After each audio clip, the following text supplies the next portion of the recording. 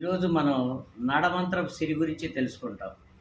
అంటే ఉన్న పళంగా అప్పటి వరకు ఉన్నటువంటి విధానానికి అకస్మాత్తుగా డబ్బొచ్చి పడినట్లయితే ఏ విధంగా ఉంటుందనేటువంటిది సామెత రూపంలో చెప్పడం మనకు జరిగింది.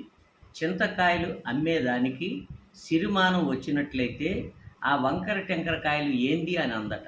అంటే అప్పటి వరకు ఆమె అమ్మినటువంటిదేంటి, చింతకాయలు అమ్మటం మొదలుపెట్టింది. కానీ అనుకోకుండా డబ్బొచ్చి పడేటప్పటికల్లా ఆమె ఏం చెబుతుంది, ఆ కాయలు చూసి ఆ వంకర టింకర కాయలు ఏంది అని అంటే ఆమెలో ఉండేటువంటి అహంకారం ఎంత అనేటువంటి అర్థమవుతుంది. కాబట్టి మనిషికి డబ్బు సంపాదించడం, కష్టపడి సంపాదించడం అనేటువంటిది ఒక ఎత్తు అయితే, అనుకోకుండా డబ్బు వచ్చి పడినట్లయితే ఆ అహంకారం అనేటువంటి తలకెక్కేటువంటి అవకాశం ఉంటుంది. కాబట్టి మనుషులు ఎవరైనా కానీ అటువంటి అహంకారపూరితమైనటువంటి వ్యవహారం అనేటువంటిది ఉండకూడదనేటువంటిదే దీని యొక్క అర్థం, పరమార్థం.